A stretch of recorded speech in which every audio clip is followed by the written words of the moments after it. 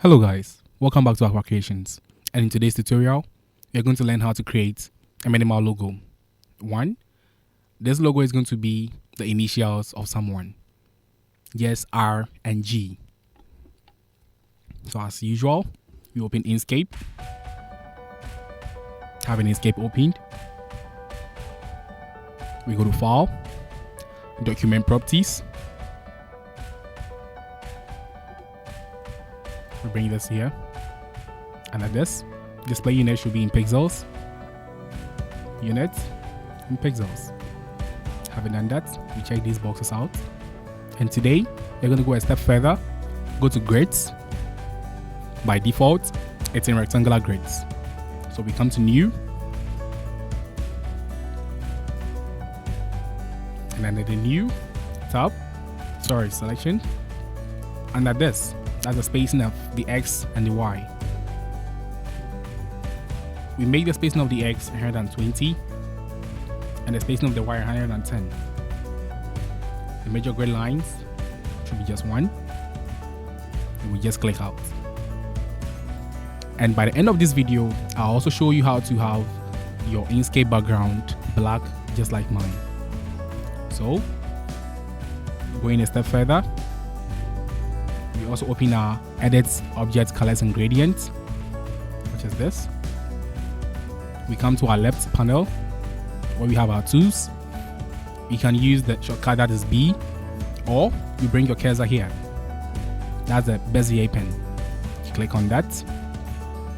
Come up here, but before that, also make sure that your enable snapping is turned on. That is the reason why when we bring our cursor here, it marks it for us to at least make a point there. So having this, we click here, we click there, we bring this down, bring it here, creating the letter G. We press enter, we come down, creating the legs of the R, click here, bring it here, we click here, matching the midpoint of this, and now we slant this here, we press enter to just deselect it. Now we hold shift, we click on this, have the two of them selected, we go to path, object to path, again go to path, then we combine. Having that combined, open our fill and stroke menu, and under stroke style, we increase the stroke to at least get what we are looking for. Bring out the letters. So we give it a stroke of, say, 35. I'm sorry, the reason why you have it this way, we didn't select this, we select it in pixels.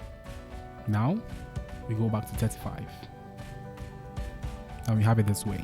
Something new is being learned today. So having this way, this isn't good enough. So what we do again, and at the same stroke style, we have join, round joins, we have the bevel join. We want a round join this way. You see the edges, and at the cup, we come to a round cup this way, which equally makes sense. And at least now the shape you're looking for in our minimal logo is coming out. And be reminded, this is just the initials of someone. That is the R and G, representing maybe a business name or anything. So I'm having this way. Again, we go to path effects, and under when the path effects opens, the plus icon here, we click on that. So are the path effects we are looking for. So now we're going to use the path effect in today's tutorial as the corners. We click on that, and having it this way, to exactly see the path effect we are going to use, under our tools menu over here, just after this, that's the select icon. The next is the edit path by nodes. We click on that. and it shows us all the nodes in our stroke. So we don't hold control or anything. We just grab this node here and we bring it down. So about say here. Now, we want to have curved edges for this side and the down part here. Or what we can do, we can just hold the shift, click on this, and under this menu, the knot distance, let's give it say 25. By default, it's on the fillet. So we just click on modify, which will be done. We also hold shift, click on this, give it say 25. Then we modify that too into that.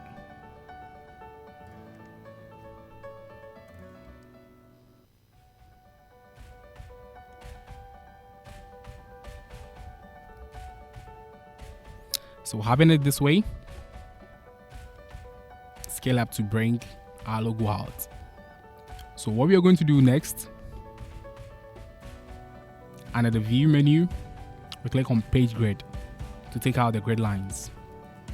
Now having it this way, again we go to path, stroke to path. We bring this all the way here, somewhere say here. Then now, we give it a name, say Ray Graphics. By default, the font I use is the Montserrat, and the link to download that font will be given in the video description below. So,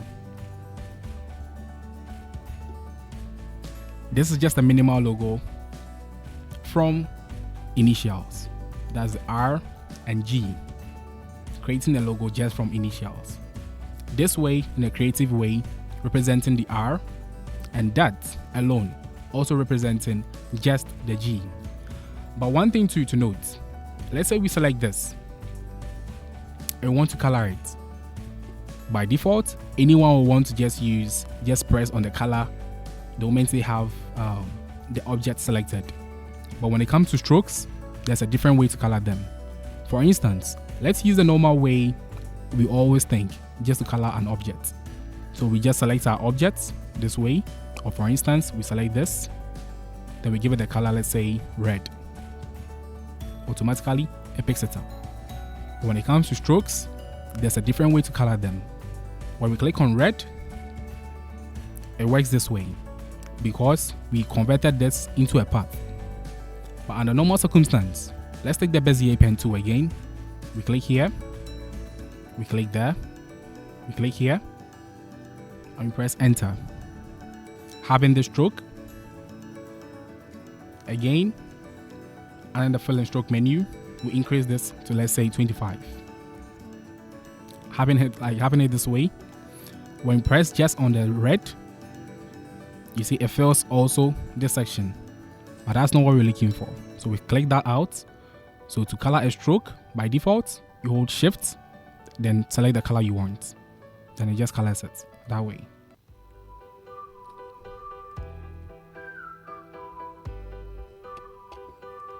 So in today's tutorial, a simple way to create a logo just from initials that has been done with the grids. Stay tuned for more tutorials.